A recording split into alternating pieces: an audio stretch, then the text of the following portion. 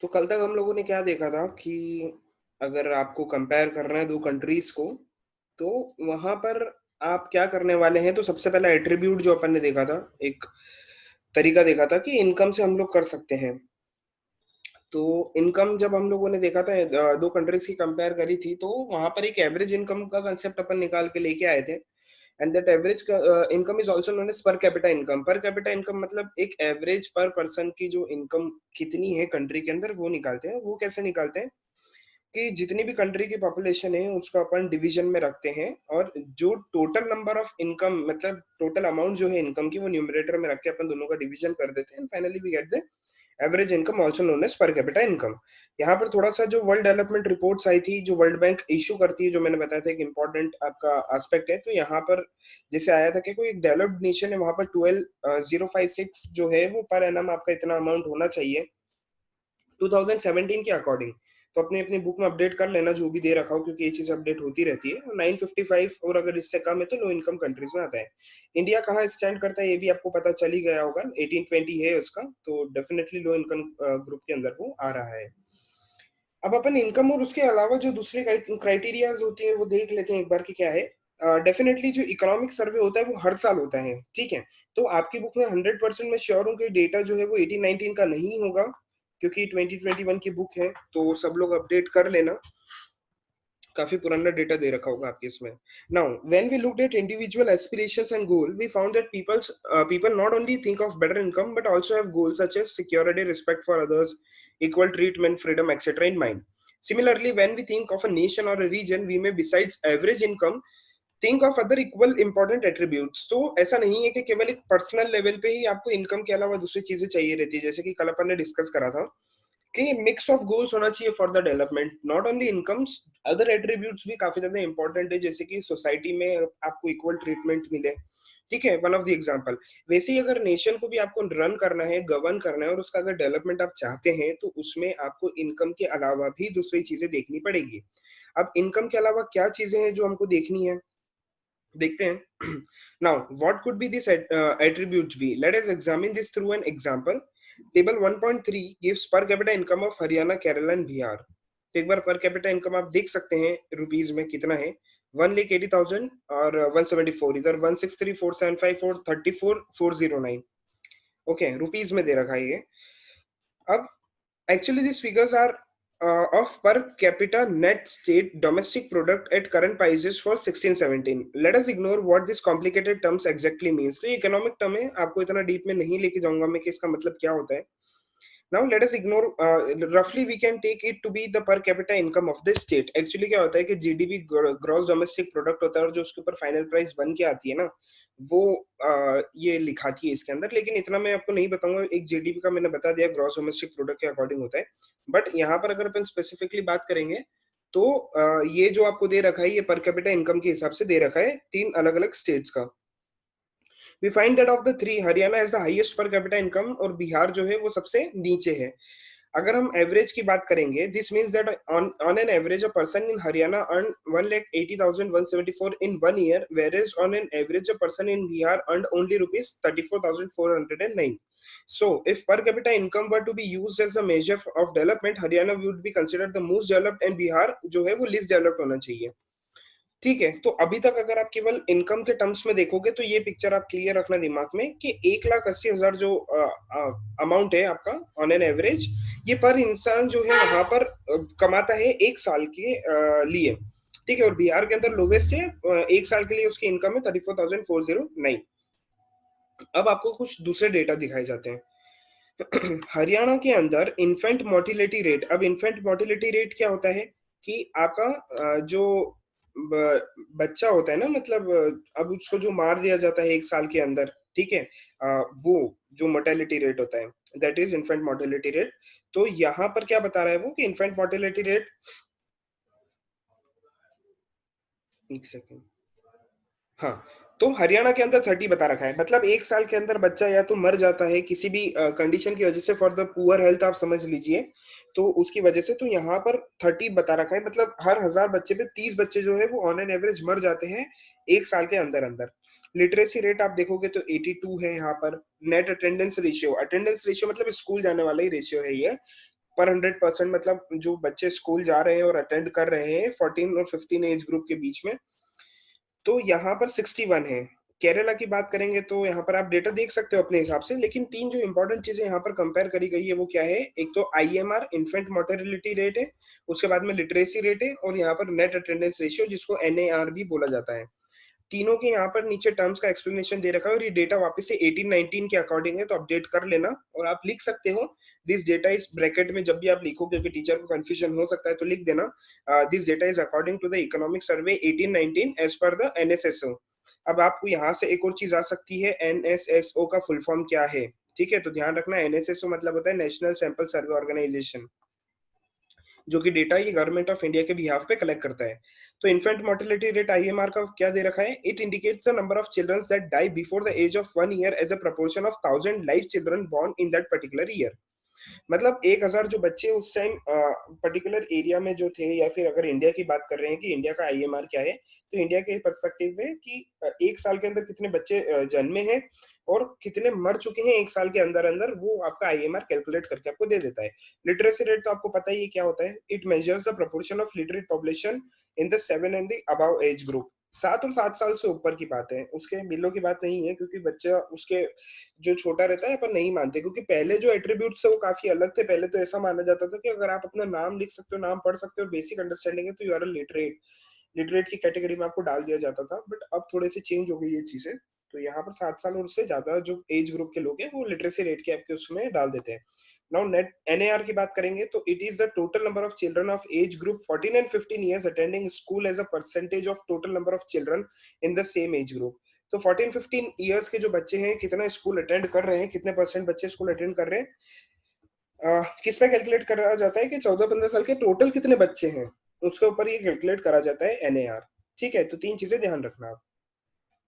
अब इस टेबल से अपन को पता क्या चला है, the first column of the table shows that in Kerala out of 1000 children born 10 died before completing 1 year of age. But in Haryana, in the proportion of the children dying with 1 year of the birth was 30. तो इसका मतलब development थोड़ी नहीं कह सकते अपन, हरियाणा का ज्यादा development है। क्यों? क्योंकि वहां पर तो ज्यादा बच्चे मर रहे हैं। तो इट माइट बी पॉसिबल कि वहां पर लोगों की हेल्थ अच्छी नहीं है, पुअर हेल्थ है, सैनिटेशन फैसिलिटीज नहीं है, हेल्थ केयर सेंटर्स इतने अच्छे नहीं है, डॉक्टर इतने क्वालिफाइड नहीं है। कुछ भी रीजन हो सकता है वहां पर कि हरियाणा में क्यों इतना आपका आईएमआर ज्यादा है, which is 2 times more than that of Kerala. On the other hand, the per capita income of Haryana is more than that of Kerala, as shown in the table 1.3. Just think of how dear you are to your parents. Think of how everyone is so happy when a child is born. Now try to think of parents whose children die before they even celebrate their first birthday. How painful it must be for these parents. तो आप खुद सोचिए कि 1 साल के अगर अंदर केवल ऐसा नहीं है कि देखो गलती जो है ना वो कहीं न कहीं जो आपकी पुअर सैनिटेशन फैसिलिटीज़ और पुअर हेल्थ केयर की वजह से अगर कोई चाइल्ड जो बॉर्न हुआ है वो 1 साल के अंदर अगर मर रहा है, तो ये बहुत ही मतलब ऐसा ना पेनफुल कंडीशन हो जाती है फिर। Next, note the year to which this data pertains. It is 2017, so we are not talking of old times. It is 70 years after independence when our metro cities are full of high rise buildings and shopping malls. तो थोड़ा-सा ये सोचने के लिए इसलिए मजबूर कर देती है कि आज से अपन 70 साल बाद की बात कर रहे हैं भैया, मतलब इंडिपेंडेंस के 70 इयर्स के बाद में। तो वहाँ पर क्या निकल के आ रहा है कि इस टाइम तक 70 इयर्स में तो काफ़ी ज़्यादा डेवलपमेंट हो जाना चाहिए था, गवर्नमेंट को इतना कर लेना चाहिए, मतलब कहीं न कहीं तो लूप होल यहाँ पर आ ही रहा है। The problem does not end with the IMR. The last column of table 1.4 shows that around half of the children aged 14 to 15 in Bihar are not attending school beyond class 8. तो ये तो भैया बिहार की condition तो आपको पता ही है। बिहार के टॉपर्स एक बार सर्च करके देख लेना कितने मतलब वर्ल्ड लेवल के टॉपर्स वहां से निकल के आते हैं। कुछ नेक्स्ट लेवल पे ही है उन लोगों की पढ़ाई का। तो यहाँ पर आप देख सकते हैं 14-15 साल के जो बच्चे हैं वो तो स्कूल ही अटेंड नहीं करते हैं। और this means that if you went to school in Bihar nearly half of your elementary class would be missing. Those who could have been in school are not there. तो जो स्कूल जा सकते हैं ना वो स्कूल जाते ही नहीं है। मतलब आपको पता है ना कैसा होता है कि स्कूल जाते हैं but half of the year तो वैसे भी वहां पे प्रेजेंट रहते नहीं है। यूं ही काम हो जाता है बिहार के अंदर। तो if this had happened to you you would not be able to read what are you reading now. तो आज आप जो पढ़ रहे हो ना वो कभी आप पढ़ ही नहीं पाते अगर आप बिहार जैसे स्कूल में होते हो। डेफिनेटली अगर बिहार स्टेट से अगर आप हो तो आपकी पढ़ाई पे वैसे भी बहुत ज्यादा शक करा जाता है, क्योंकि पता है कि वहां पर कैसे कंडीशंस है।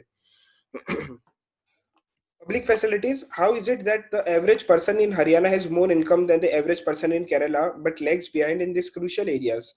The reason is money in your pocket cannot buy all the goods and services that you may need to live well.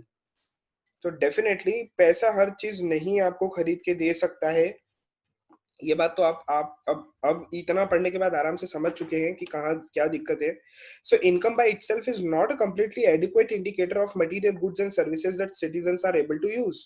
For example, normally your money cannot buy you a pollution-free environment or ensures that you get unadulterated medicines unless you can afford to shift to a community that already has all the things. तो भैया अब आपके पास मान लो पैसा है भी सही, तो definitely you can not clean the environment. पूरा एनवायरनमेंट तो आप क्लीन कर नहीं सकते हैं। जो अनएडल्टरेटेड में आपको कहीं न कहीं तो भरोसा करना ही पड़ेगा ना, जब आप मेडिकल जाएँगे वहाँ पर और आप बोलेंगे कि मेरे को टैबलेट्स चाहिए, तो आप टैबलेट की ऑथेंटिसिटी तो चेक करेंगे नहीं घर पे आके भैया ओरिजिनल है कि नहीं है। उस पैक के अंदर जो है आप तो यही मानेंगे कि इससे आप ठीक होने वाले हो। लेकिन मानो कि वो अगर एडल्टरेटेड हुआ कहीं से भी के अंदर उसके अंदर कुछ भी दिक्कत हुई है, तो फिर तो देखो ये चीज़ें होती भी है, इसलिए दे रखा है, क्योंकि मेडिसिन्स के अंदर भी एडल्ट्रेशन होता ही, मिक्सिंग वगैरह कुछ चीज़ें होती हैं, तो प्रॉब्लम निकल के आती ही है। तो ये सारी जो चीज़ें ना पैसा आपको नहीं दे सकता, भले कितना भी पैसा आपके पास क्यों ना हो, at the end of the day आपको अगर ये सारी पॉल्यूशन फ्री एनवायरनमेंट नहीं है, ऑक्सीजन क्लीन नहीं है, तो कम्युनिटी लेवल पे आपको ये देखना ही पड़ेगा कि ऑन एन एवरेज जो पूरी कम्युनिटी है, वो कैसे रिस्पॉन्ड कर रही है गवर्नमेंट के प्लान्स और उसके ऊपर, और फिर वहाँ पर ही आपको डिसाइड करना पड़ता है। Money may also not be able to protect you from infectious diseases unless the whole of your community takes preventive steps. आपने भैया थोड़ी सी कोशिश कर ली कि आपके एरिया में जो है वो डिजीजेस इन्फेक्शियस डिजीज नहीं होना चाहिए। फॉर एग्जांपल जो पानी इकट्ठा हो जाता है breeding ground for the mosquitoes, तो अपने आपने अपने लेवल पे देख लिया कि गार्बेज वगैरह नहीं होना चाहिए, बट एज अ कम्युनिटी जो आसपास लोग रह रहे हैं उनमें भी इतनी अवेयरनेस होनी चाहिए कि भैया इन सारी चीजों से इन्फेक्शंस वगैरह बढ़ सकते हैं, ये होना चाहिए। तो पूरे कम्युनिटी पे आपको देखना पड़ेगा और वहाँ पर आपको ध्यान देना ही पड़ेगा। ऐसा नहीं है कि पैसे से आप सब कुछ अकेले ही कर लेंगे। Now, actually, for many of the important things in life, the best way, also the cheapest ways to provide these goods and services collectively. Just think, will it be cheaper to have collective security for the whole locality or for each house to have its own security man? What if no one other than you in your village or locality is interested in studying? Would you be able to study? Not unless your parents could afford to send you to the some private school elsewhere. तो देखो ऐसा है ना कि आप collectively चीज आपको करनी पड़ती है। अब हर कोई तो एफर्ट नहीं कर सकता। जैसे पहले एग्जांपल दिया कि एक आपके आप तो एरिया में एक सिक्योरिटी गार्ड हो जो आपकी सब सारे घर की सिक्योरिटी करे, जो उसका पेमेंट होगा वो पूरा कम्युनिटी देखेगी। लेकिन अगर हर घर का एक अलग से सिक्योरिटी कार्ड होगा तो फिर वहां पे आपको पैसे की थोड़ी सी दिक्कत। दूसरी बात यहाँ पर दे रखी है कि आप केवल अकेले स्कूल जाना चाहते हो अपने एरिया में, बाकी कोई भी नहीं जाना चाहता है। तो या तो आप ये काम कर सकते हो कि जो दूसरा स्कूल है जो काफ़ी ज़्यादा दूर है, आप वहाँ पर जाओ, या फिर कम्युनिटी लेवल पे सब लोग जाने के लिए कोशिश करें और सब लोग जाने की इच्छा रखते हो, तो वहाँ पर क्या होगा कि फिर गवर्नमेंट जो है वो दूसरा स्कूल ओपन करके फिर वहाँ पर बच्चों को स्कूल भेजेगी। तो ये सारी चीज़ें हैं। तो आप अकेले कब तक सर्वाइव करोगे? आप कर ही नहीं सकते। Would you be able to study? Not unless your parents could afford. ये तो हो गया था। So you are actually able to study because many other children also want to study and because many people believe that the government should open school and provide other facilities so that all children have a chance to study. तो यहाँ पर actually government perspective से बात करी जा रही है। ठीक है ना। अगर मैं बात करूंगा प्राइवेट स्कूल की भी, आप देख सकते हो कि अगर convent school for example academy school है जो भी है वट एवर एक्सरसाइज, अगर वहां पर बच्चे जाने ही बंद कर दे पूरी तरीके से, एक ही दिन में सब एनरोल आउट हो जाए, खत्म हो जाए, तो स्कूल डेफिनेटली सर्वाइव नहीं कर पाएगा। और उसमें से दो चार जने बच्चे खड़े होकर बोले कि हमको तो स्कूल जाना ही जाना है, तो चार पांच बच्चों पे तो स्कूल पूरा चल नहीं सकता। वो सारी चीजें हैं। Now in many cases children, particularly girls, are not able to go to the high school because the government society has not provided adequate facilities, either government और society। ठीक है, दोनों चीजें आप ध्यान रखना कि हो सकता है कि गवर्नमेंट ने इतनी अच्छी पॉलिसीज नहीं बना रखी हो कि हाई स्कूल में एनरोलमेंट होना चाहिए गर्ल्स का, या फिर सोसाइटी जो है वो उसको वहां पर इतना ज्यादा सपोर्ट नहीं करती हो। तो दोनों चीजें हैं यहाँ पर। ठीक है।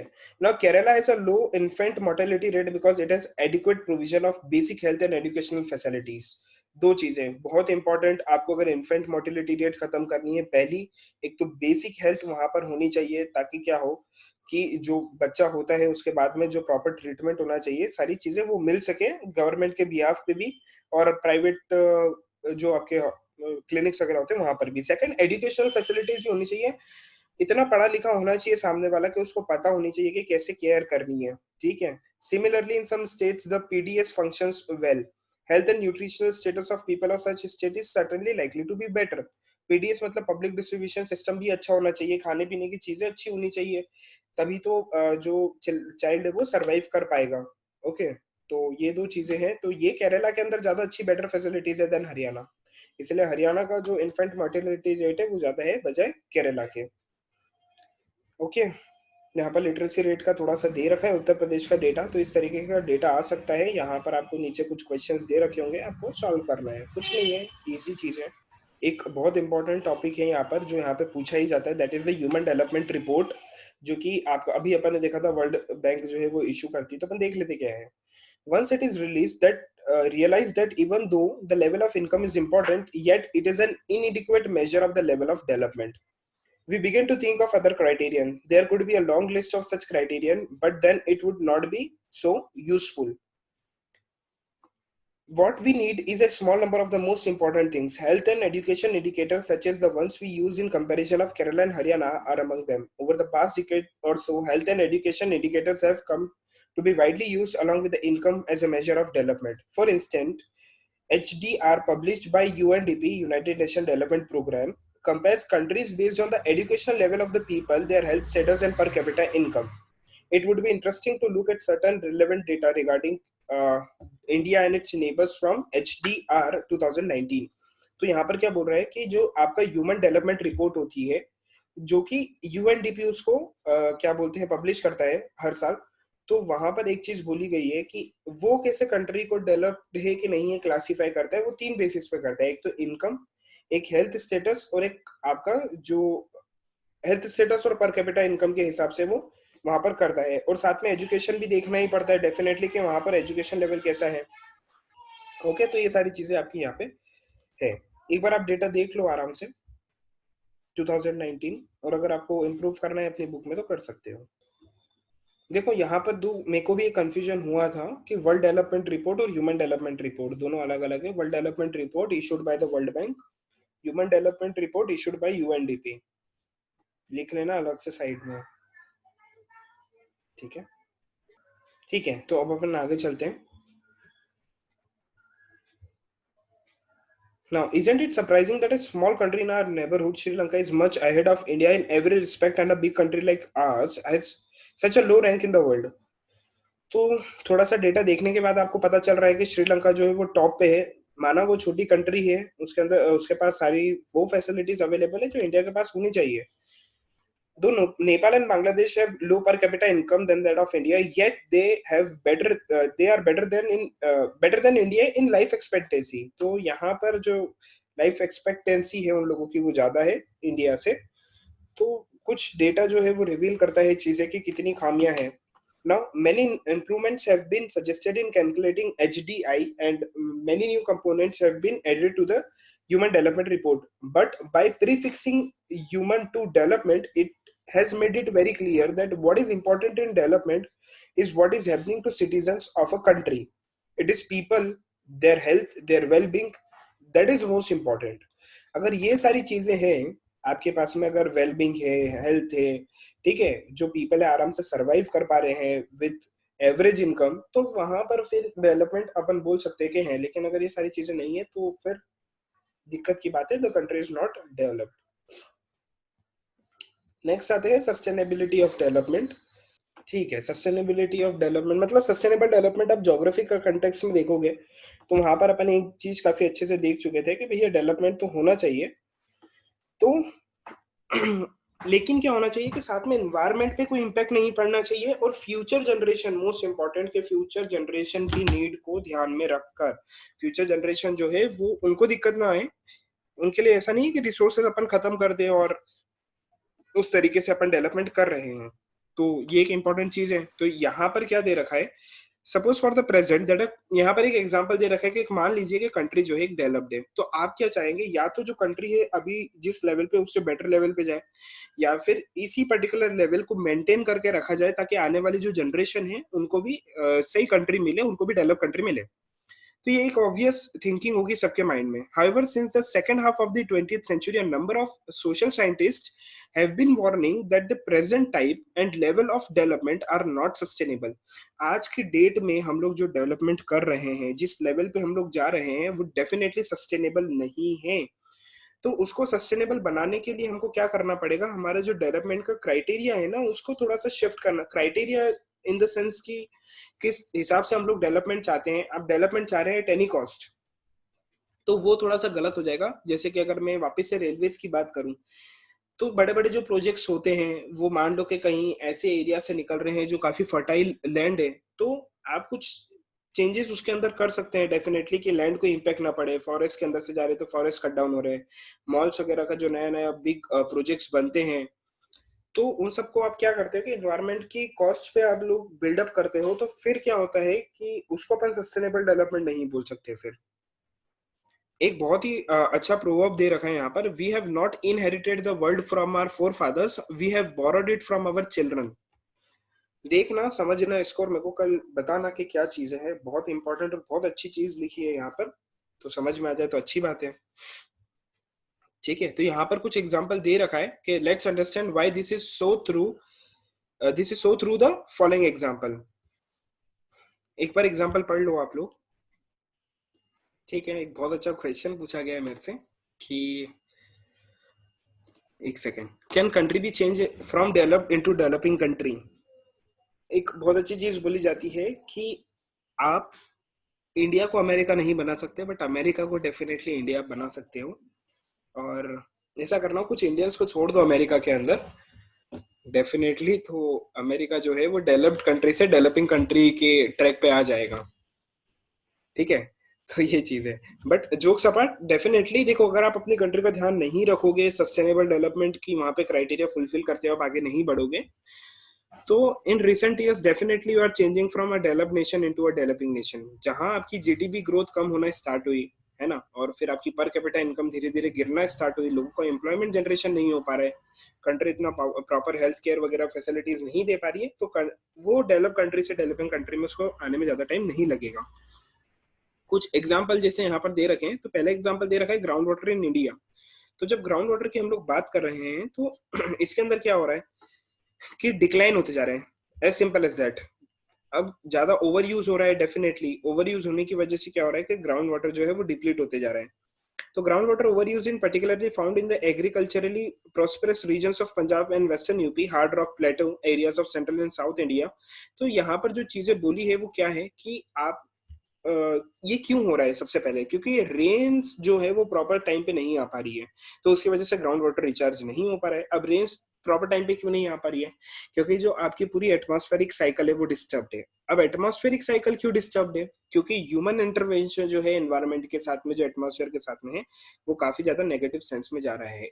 एट दी एंड यही चीज निकल के आने वाली है कि गलती हम लोगों की है। हमारा जो इंटरेक्शन है नेचर के साथ में वो काफी नेगेटिव होते जा रहा है, उसकी वजह से रेनफॉल जो है वो इंटरप्ट हो रही है, रेनफॉल प्रॉपर टाइम पे नहीं हो रही है, मतलब ग्राउंड वाटर रिचार्ज नहीं हो रहा है। और ग्राउंड वाटर रिचार्ज नहीं हो रहा है तो इसका मतलब क्या है कि पानी नहीं मिलने वाला है क्रॉप्स को, क्रॉप्स को पानी नहीं मिलेगा, मतलब क्रॉप्स आपको नहीं मिलेगी। तो इतना कोई सोचता नहीं है कि ठीक है भैया जो चल रहा है वो चलने दो, तो उसकी वजह से क्या होता है कि फिर ठीक है, आज से 2 4 5 10 15 20 कुछ तो टाइम आएगा, उतने सालों बाद देख लिया जाएगा फिर जो भी होगा। एक बहुत अच्छा यहाँ पर डेटा दे रखा है कि क्रूड ऑयल रिजर्व्स जो है, क्रूड ऑयल रिजर्व मतलब पता ही है ना, जिससे पेट्रोलियम और आपका डीजल वगैरह बनाया जाता है। तो यहाँ पर कुछ कंट्रीज के बारे में दे रखा है। वर्ल्ड के अंदर जो टोटल क्रूड ऑयल का रिजर्व है according to 2017, 1697,000 million barrels reserve है। ठीक है, तो इतना तो अपन को समझ में नहीं आएगा कि ठीक है भैया ये बैरल बैरल का क्या इन लोगों ने कंसेप्ट दे रखा है, वी डोंट नो। बट एक बहुत इंपॉर्टेंट चीज जो दे रखी है वो ये कि कितने साल तक वो रिजर्व रहने वाला है आज के करंट यूज के हिसाब से, दैट इज ओनली 50 ईयर्स, केवल 50 साल तक इतना रिजर्व रहने वाला है। उसके बाद क्या, क्योंकि ये जो क्रूड ऑयल रहता है ना, इसको बनने में आपको भी पता है कि कितना टाइम लगता है, मिलियंस बिलियंस ऑफ ईयर्स लगते हैं। तो ये चीजें हैं जो डराने वाला स्टेटिस्टिक्स होता है कि आज से, अब ये 50 साल का डेटा दे रखा है, तो जैसे कि अपन ने बोला था कि आने वाले कुछ 50 से 60 साल में अपन चाइना को पीछे छोड़ देंगे टर्म्स ऑफ पॉपुलेशन। जो पिछले साल रिपोर्ट वापस से जनरेट हुई थी, उसमें ये चीज बोला गया था कि भैया 50 60 साल नहीं लग रहे आपको पॉपुलेशन पीछे छोड़ने में। हमारा जो था कि इंडियंस जो है इतने तेजी से प्रोग्रेस कर रहे हैं, वो ऐसा है, पूरा गलत एस्टिमेट बना लिया था, 5-7 साल में ही आप आगे निकल जाओगे चाइना से। तो डेटा ऐसा नहीं है, वो चेंज हो सकता है। अगर ये 50 साल बता रहा है तो हो सकता है कि आने वाले 2 साल में केवल 10 साल या 15 साल बताए। तो ये सारी चीजें हैं। ओके, तो यहाँ पर जो लास्ट चीज दे रखी है ये है कि ground water is an example of renewable resource. तो डेफिनेटली वो तो रिन्यूएबल है, अपने आप रिचार्ज होते जाता है। This resource are replenished by nature as in the case of crops and plants. However even this resources may be overused. तो ये चीजें ओवर यूज हो सकती है। कैसे ओवर यूज हो सकती है कि ऑप्टिमम अमाउंट में ग्राउंड वाटर है वो रिचार्ज नहीं हो रहा है, लेकिन हम उसको यूटिलाइज प्रॉपर अमाउंट में कर रहे हैं। तो ये आपकी चीज है। Now non renewable resource are those which will get exhausted after years of use. तो आप पता ही है कि नॉन रिन्यूएबल रिसोर्सेज क्या होते हैं, तो बस उसके बारे में थोड़ा सा यहाँ पर बता रखा है।